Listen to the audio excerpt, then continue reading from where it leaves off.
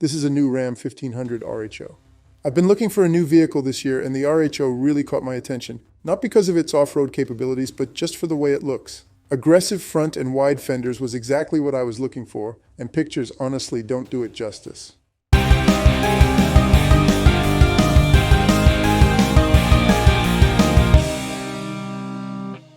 One of the big reasons I went for a truck like this is Section 179.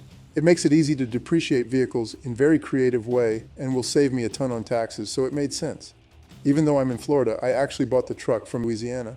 There's this dealer called Mark Dodge in Lake Charles that's just not like the typical dealership experience. Transport charge, storage surcharge, additional overcharge, floor mats, keys. Keys? First of all, there are no crazy markups, hidden fees, or other BS. Actually, they knock quite a bit off the MSRP.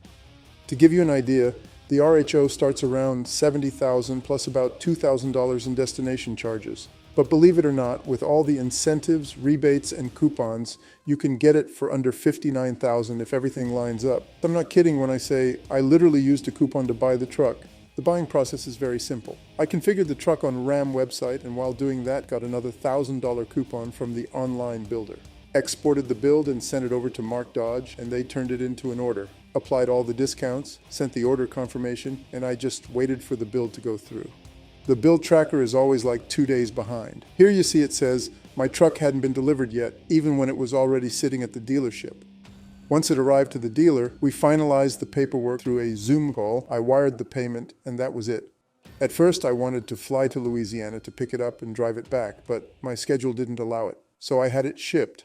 Cost about $1 a mile, and the dealership helped arrange everything, even though they don't do shipping themselves. The truck was picked up and arrived in Florida about 18 hours later. I had already set up the Ram app, so I could actually see it moving in real time from the factory to the dealership and then to me. Super cool. Then finally, on a sunny Saturday, it was here. It looks so good in person, way better than the photos.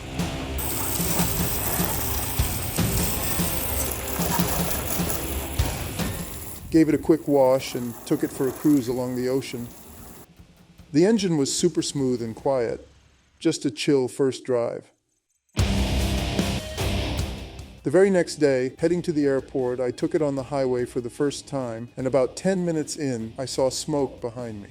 No! God, please, no! No! No! No! Pulled over immediately, and oil was everywhere. The whole underbody was covered in it.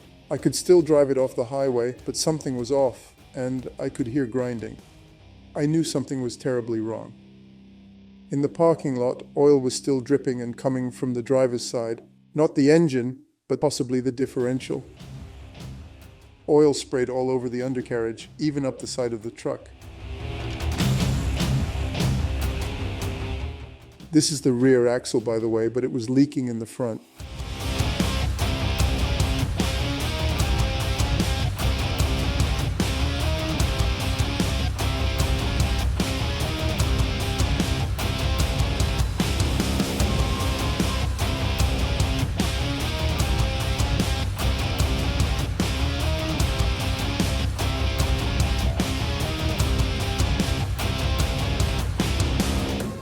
So I had it towed to the nearest dealership, and it's been there ever since.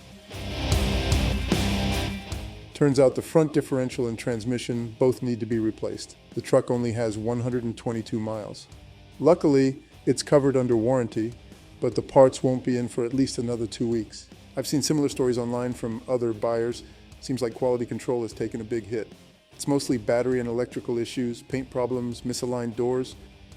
According to the app, dealership did a check, started the truck and drove it 1.1 miles for about 13 minutes. Doesn't seem like enough to catch this kind of thing. Honestly though, this never should have made it past the factory. A brand new truck shouldn't leave their door with a major issue like this. And here's the kicker, when a new car breaks like this, the dealer gives you a loaner for 5 days. That's it, 5 days. I opened a case with FCA because this is a brand new truck being used for business, and it's going to be in the shop for at least a month.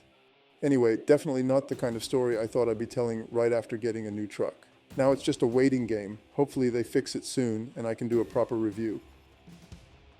Before you go, hit that subscribe button and smash that like button if you enjoyed the video. And don't forget to check out my other videos. Thanks for watching.